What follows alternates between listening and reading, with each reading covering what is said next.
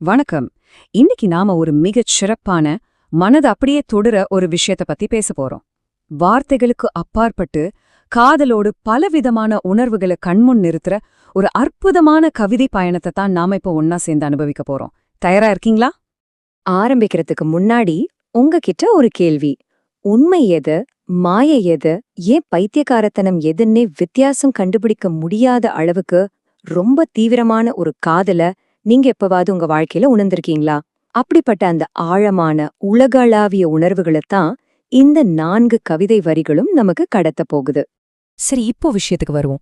காதலோட அந்த முதல் ஸ்பர்ஷம் எப்படி இருக்கும்னு நினைக்கிறீங்க? அந்த பெண்ணோட இமைகள்ல உட்கார்ந்திருக்கிற இந்த அழகான பட்டாம்பூச்சியை கொஞ்சம் கவனிங்க.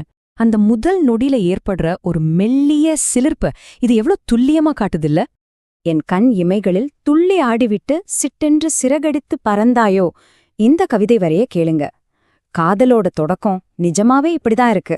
ஒரு பட்டாம்பூச்சி மாதிரி ரொம்ப நெருக்கமா நம்ம இமைகள்ல ஒரு சின்ன அதிர்வை ஏற்படுத்திட்டு சட்டுன்னு பறந்து போயிடுற ஒரு அழகிய, அதே சமயம் ரொம்ப குறுகிய கால உணர்வா இந்த கவிதை தொடங்குது.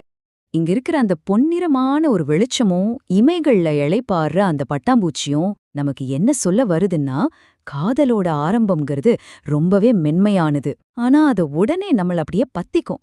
அந்த ஒரு மெல்லிய கதகதப்பு சத்தமே இல்லாம நம்ம மனசு முழுசா ஆக்கிரமிச்சிடும். ஆனா ஒரு உண்மை என்னன்னா, இந்த நெருக்கம் ரொம்ப நேரத்துக்கு நீடிக்கிறதில்ல. இவ்ளோ நேரம் ரொம்ப நெருக்கமா இருந்த அந்த உணர்வு இப்போ ஒரு பரந்த மாலை நேர நிலப்பரப்பா விரியறத பாருங்க. அந்த பட்டாம்பூச்சி இப்போ அவளை விட்டு ரொம்ப தூரமா பறந்து போகுது.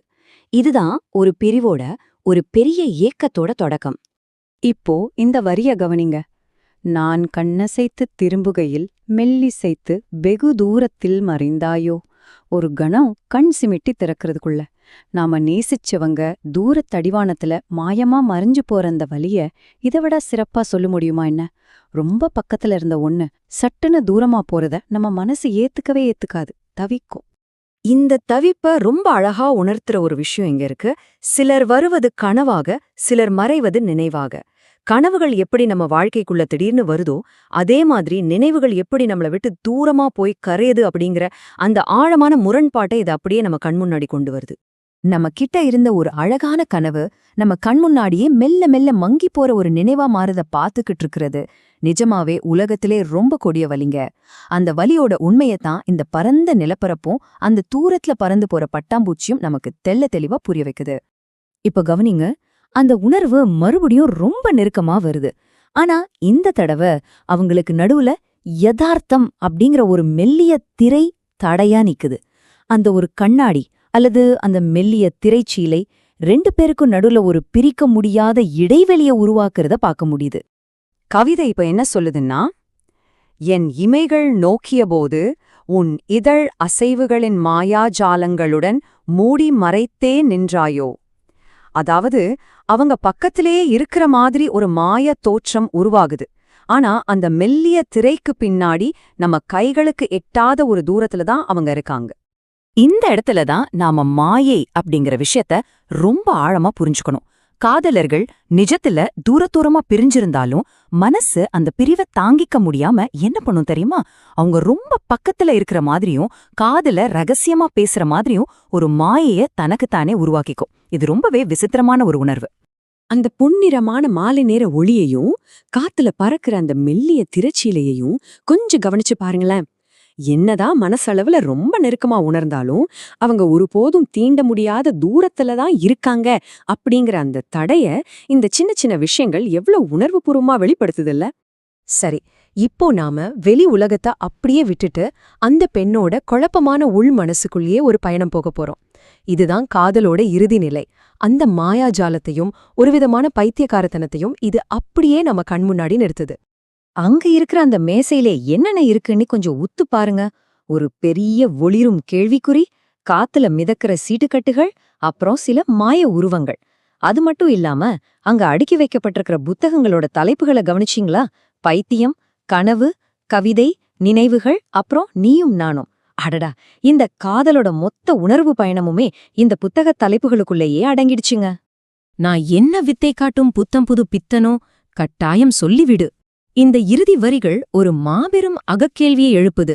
அதாவது நான் ஒரு மாயாஜாலக்காரியா மாறி இந்த வித்தைகளை எல்லாம் கட்டுப்படுத்துறேனா இல்ல காதல்ல என் சுயநினைவையே இழந்து முழுசா ஒரு பைத்தியமா மாறிட்டேனா அப்படின்னு அந்த பெண் தன்னைத்தானே கேட்டுக்கிற ஒரு தவிப்பு இது. கவிதைகள்ல சொல்ற பித்தன் அல்லது பைத்தியம் அப்படிங்கிறது ஏதோ மருத்துவ ரீதியான ஒரு வார்த்தை கிடையாதுங்க. அது காதல்ல முழுமையா தொலைஞ்சு போன ஒரு மனநிலை. காதல் நம்மளோட லாஜிக், சிந்தனைகள் எல்லாத்தையும் அழிச்சு இந்த யதார்த்தத்தையே ஒரு மாய உலகமா மாத்துது பாத்தீங்களா? அந்த ஒரு அழகான குழப்பமான மனநிலையத்தான் இது குறிக்குது. இப்போ தொடக்கத்துல நம்ம பார்த்த அந்த காட்சியையும் இந்த முடிவையும் கொஞ்சம் ஒப்பிட்டு பாருங்க. ஆரம்பத்துல இருந்து அந்த சின்னஞ்சிறிய அழகான பட்டாம்பூச்சி இப்போ எப்படி ஒரு பெரிய மாயாஜால வெடிப்பாகவும் ஒரு பெரிய ஒளிரும் கேள்விக்குறியாகவும் மாறியிருக்குன்னு உணர்ந்து பாருங்க. காதல் நம்மள எங்க தொடங்கி எந்த மனநிலைக்கு கொண்டு போய் விடுது பாருங்களேன். இவ்ளோ நேரம் நம்ம பார்த்த இந்த கவிதை பயணத்தை ஒரு சுருக்கமா சொல்லணும்னா, முதல்ல ஒரு ரொம்ப நெருக்கமான ஸ்பெரிசம், அப்புறம் தூரமா விலகி போன ஏக்கம் நிறைஞ்ச நினைவுகள், அதுக்கப்புறம் பக்கத்திலேயே இருக்கிற மாதிரி ஒரு மாய தோற்றம், கடைசியா இது எல்லாம் ஒன்னா சேர்ந்து உருவாக்குற ஒரு அழகான பைத்தியக்காரத்தனம். காதலோட ஒவ்வொரு படிநிலையையும் இது எவ்ளோ அற்புதமா காட்டுது. அங்க ஒளிருதே அந்த பெரிய கேள்விக்குறி. அது உங்களையும் என்னையும் பார்த்து நேரடியாகவே ஒரு கேள்வியை கேக்குது. இது எல்லாமே வெறும் நம்ம மனசு பண்ற மாயாஜால வித்தைகளா, இல்ல இந்த காதல் உண்மையிலேயே நம்மள பித்தர்களா மாத்திடுச்சா? விடை நமக்கே தெரியாத ஒரு அழகான சுழல் இது. இந்த ஒரு ஆழமான சிந்தனையோட நாம இந்த விளக்கத்தை நிறைவு செய்யலாம். ஒரு நொடியில மறைஞ்ச காதல் ஒரு நினைவா மாறும்போது அது விட்டுட்டு போற இந்த மாயாஜாலங்கள் நாம அனுபவிக்கிற இந்த பைத்தியக்காரத்தனத்துக்கு உண்மையிலே தகுதியானவைதானா? உங்களோட சொந்த காதல் அனுபவங்களை ஒரு நிமிஷம் நினைச்சு பாருங்க, விடை உங்களுக்கே கிடைக்கும். இந்த பயணம் உங்களுக்கு ஒரு புதிய அனுபவத்தை